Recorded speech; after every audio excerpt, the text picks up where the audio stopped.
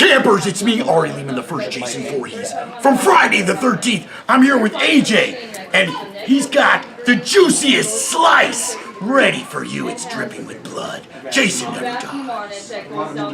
What makes a horror film kill memorable, terrific, even in some way profound or poignant? Let's explore.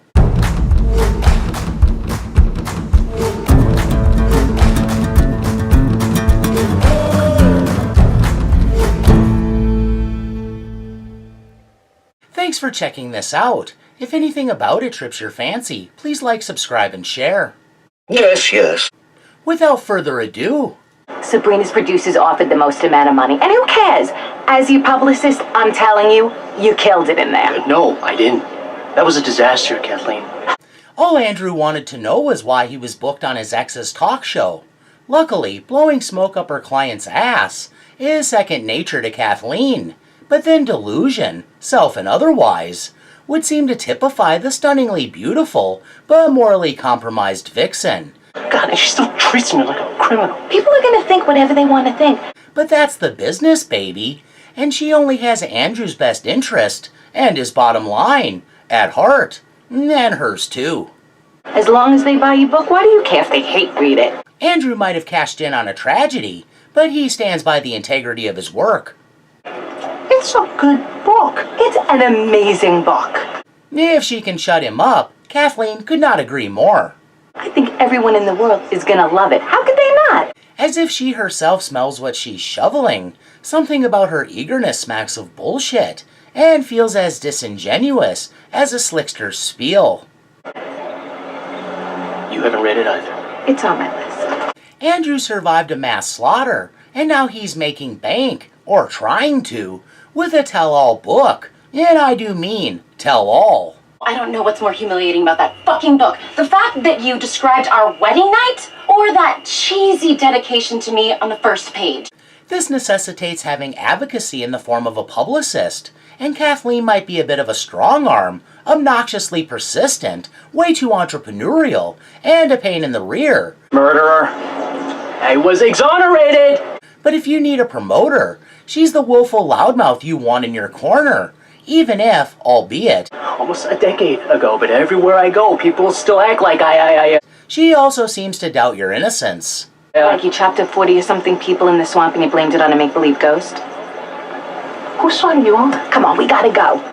When a work is controversial, book signings are sure to go off without a hitch, because it's not like angry people act out. Really? Oh my God.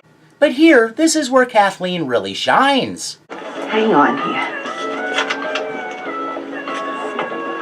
Fast to act on the behalf of her client, covering up where concealment is needed. 1, 2. Since sometimes that's what her job requires. Even if Andrew is unamused, she seems to see the humor in the profane graffiti. Oh, this is a big one. 3. All fixed. Perfect. Even commenting on the drawing's ample endowment. Soon, her wrangling lands Andrew the kind of opportunity sure to raise a capitalist's eyebrow, for one very important reason. Well, you get paid a fuck ton. I'm not doing an interview at the site of the murders. One thing to sell out from a distance, putting himself at ground zero is out of the question.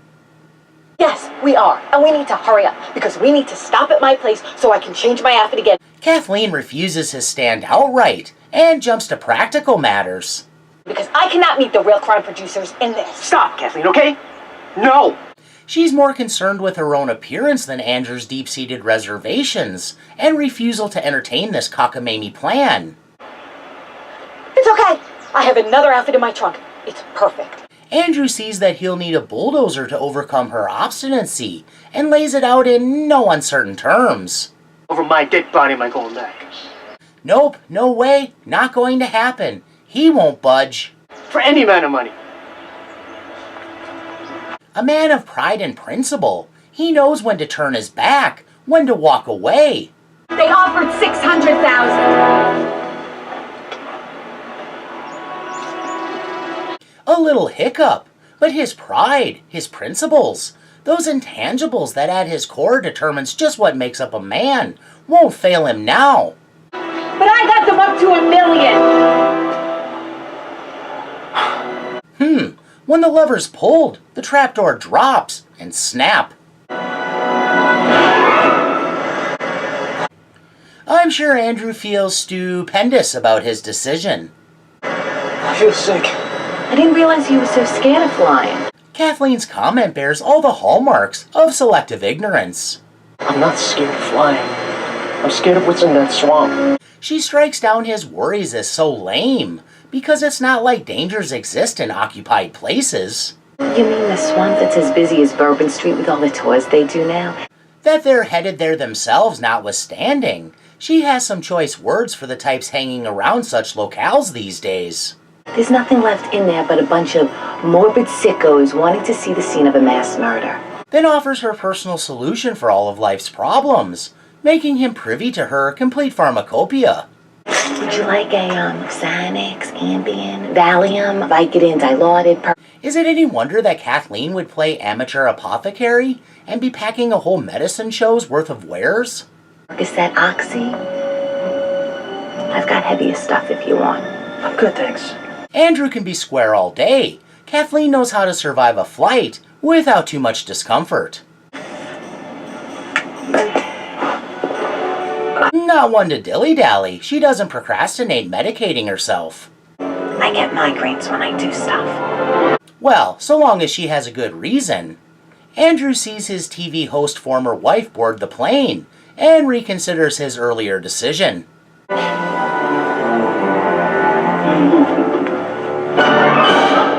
Mid-flight, a supernatural bomb detonates when the malevolence connected to the swamp and its former resident maniac, Victor Crowley, reaches up and pulls down the plane.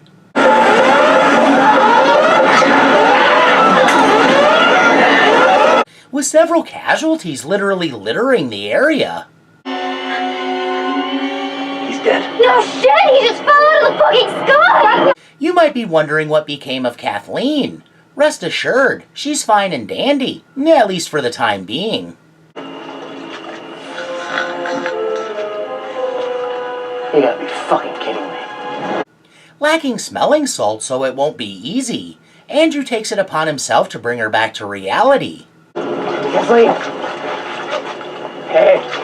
Wake up! Are we there? Really zonked and or conked out. It takes a bit of shaking that cursor to bring her back from hibernation. We're in a plane crash. Wake up! The plane crashed! When she finally comes to, she's deeply concerned for her bodily integrity. Oh my god! Am I okay? No sooner than she determines she's not gored or mangled or otherwise twisted in knots, their hearts get a jump start. To the great misfortune of all involved, some modern tech gooses an old legend. That is the correct way to say the cursed creative Victor Crowley. And suddenly Victor Crowley is once again being birthed from the soured terrain.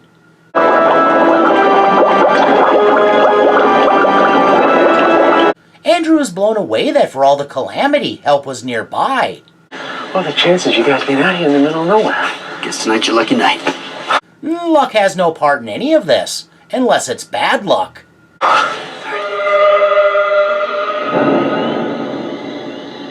Andrew knows that forlorn cry, echoing through the night. Get back on the plane! Now!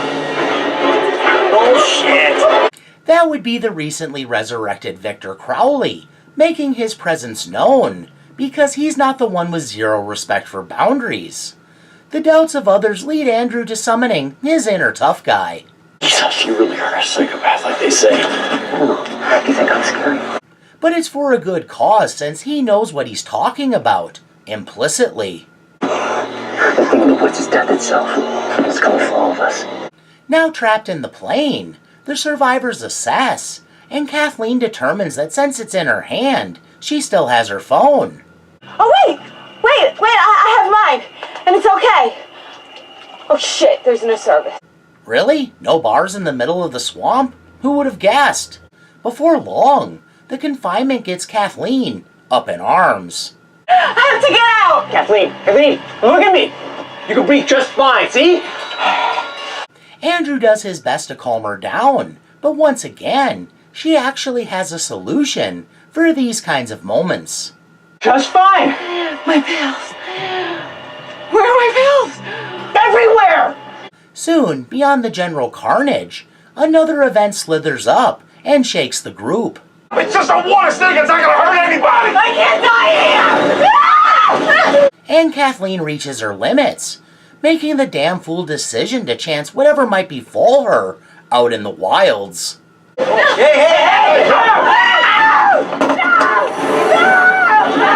That old Victor is waiting on top of the plane bodes about as well as a sky full of lightning when you want to go swimming. He's coming! He's coming! Running her down without delay, her call for help is just being connected when he closes in. 911, what's your emergency? Talk about a farewell to arms, at least a arm. Give Victor a hand, or he'll just take it. Unarming someone with such finesse is worthy of a round of applause. What happens next? Well, good taste doesn't apply. From being a bit of a pain in the rear to having a major pain in the rear, Kathleen gets it where the sun does not, in fact, shine. I'm afraid you're breaking up. Reversing the natural course of things almost seems an affront, even a blasphemy against nature, so right in line with Victor himself. That he tosses her aside like she disregarded Andrew's concerns also aligns.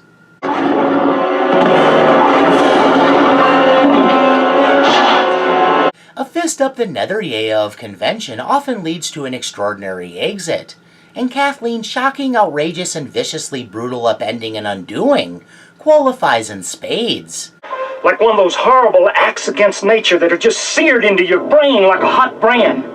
If he had a spade on hand, Victor Crowley probably would have shoved that from poot to snoot, or bumhole to piehole, or what have you, and not her own arm and phone. But the spectral behemoth is nothing if not skilled at improvisation when it comes to killing in gory over-the-top ways. Oh, shit! If you ever wanted to see someone get their phone shoved up their ass, this too fulfills and satisfies that particular curious desire in spades. Oh, Lord. A striking visual like Kathleen's demise, one that smacks you right in the eyeballs, combined with just a touch of schadenfreude, the lady certainly didn't operate like someone who would be all that missed beyond her personal circles, makes for quite the riveting handful of moments, leading up to what's nothing less than a cheer-worthy payoff. People today are just broken. Say there was some viewer satisfaction in Kathleen's skewering. It likely arose more from annoyance than the conscious perception she was one of the film's baddies, even though in some ways, it could be argued she was integral in bringing about what happened. The thing is, she wasn't exactly a villain, at least no more than any self-centered opportunist willing to gloss over the truth. Oh, whatever. Most people call him a murderer, so take your best shot. Thanks. Right or wrong, ethical or unethical, in a world of hostile takeovers, currying, as in purchasing, political favors, and the values of the past getting consigned to the dustbin of history in favor of a winner-take-all, everyone else can suck it philosophy based on bowing to total self-centeredness. Even if lives are lost, it's all a virtue, if even one more dollar were earned. So Kathleen was only operating within the rule set of all CEOs and other bigwigs. Aren't you being a little cynical? Somehow, all that is separate from the real-world results, but such distinctions can become difficult, or even get lost altogether, when people are dying. Within a story, when a character can be viewed as an instigator, one that to benefit themselves would sacrifice others, they often lose audience sympathy. So we do have to get on a boat? We don't. Here, in a roundabout way, Kathleen filled that role. But then, how could she know Victor Crowley was real? It's not like her business required that she have personal belief in what her client believed or was hawking. Guilty, innocent, a commodity is a commodity, and Andrew's story had value, whether he was sinner, saint, or cowardly grifter. The publisher had my ghostwriter embellish some parts, alright? He might have been unhinged. He might have been a killer. Not really, but he put off a vibe that invited the suspicion. But he was also a prime mark, someone Kathleen could run roughshod over, because she knew how to use his greed and pretensions against him. Even if she seemed a little dense, she was a bright lady, clever enough to zero in on clients she could have this kind of control over. It's almost over. All you have to do is cash out on the anniversary of this bullshit, and then you put it behind you. How would she have explained her duplicity? With aplomb, baby! Or she would have ignored it entirely. Either way, Andrew would have had to eat it. Another chunk off the big shit sandwich she'd been feeding him since day one, when he signed the dotted line. You knew where you stood with Kathleen. If you had a purpose to serve, she could make you the center of her world. Andrew was her client and her fatted goat, her charge and her cash cow. And you spend the rest of your life counting your money back in Japan. I'm from Baton Rouge. She would have escorted him to the ends of the world to increase his wealth and get her percentage, even if it meant making a fool of him. Oh, I hate to break it to you, buddy, but there was no way in hell you were getting $1 million. Herself a grade A deceiver. Maybe that's what your walking pharmacist of a publicist told you. And as such, a prime candidate for one of those wicked burns. Before she straight up fisted herself. That really stings. But you were getting 25 grand, and that's before taxes and commission. The fisting part wasn't the burn, although I doubt Preparation H would have done anything for that discomfort. The notion she could negotiate such a grand deal being absolutely absurd was what scorched her memory like a Wicker Man effigy set ablaze. And they get the exclusive, and then we get paid. Come to think of it, there's a chance that public opinion might have made it difficult for Andrew to find a tip-top publicist, and he maybe had to go down the list, a ways, before settling on Kathleen. Now, fast! Sorry. I'll never understand how anyone believed an average man could exhibit the sort of savagery that leaves limbs and other portions of people sprinkled all over the swamp like hyper-realistic lawn ornaments. But then the general public, well, it was probably best said here. If a person is smart, people are dumb, panicky, dangerous animals, and you know it. Say what you will about Kathleen, she was the scrappy type, willing to claw and fight for her place. No question of worthiness, only of results, and she got those. Had she not tricked Andrew into going to the swamp, there would have been no plane crash, and all those fine people wouldn't have had to die horribly. And even if Victor Crowley had still resurrected, they would have been far outside the boundaries in which he hunts.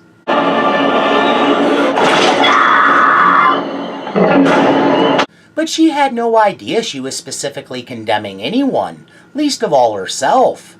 As I already pointed out, it wasn't incumbent upon her to believe the myth and legend of Victor Crowley was true. It was her job to sell, lend credence to, and maximize on the possibility Andrew's version of events was a true account, and not an alibi. Although how drawing national attention would help maintain an alibi is beyond me. It's primetime network television. It's just one more interview. Still, does classic cause and effect dictate Kathleen take some blame for what went down in a good chunk of the body count? She showed pizzazz and dominance, and her deception got Andrew in the air.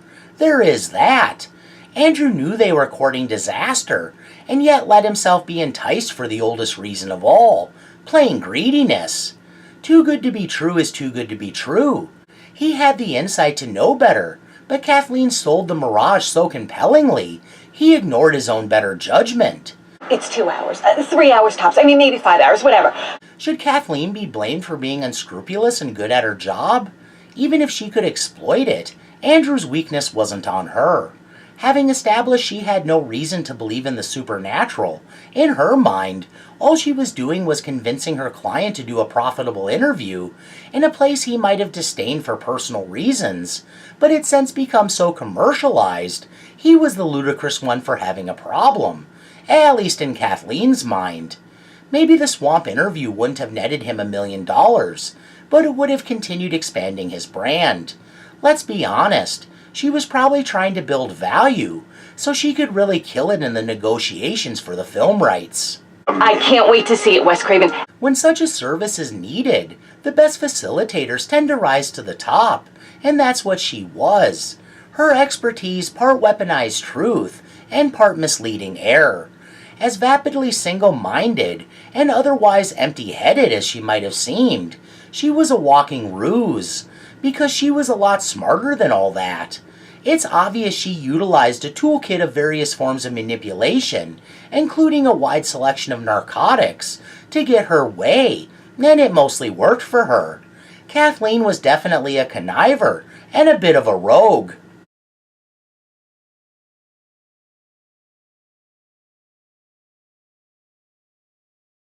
But in a world of dichotomy and nuance, there's room to point out she seemed to have no ill will of any kind, and prioritized what she deemed to be her client's best interest over all else. Is it surprising she would defer to herself, her own instinct and feel for the situation? Right or wrong, she had a good idea of what she was doing. She was a deal maker. Oh, you dumb, stupid man! Even if the deals weren't quite what she sold to Andrew.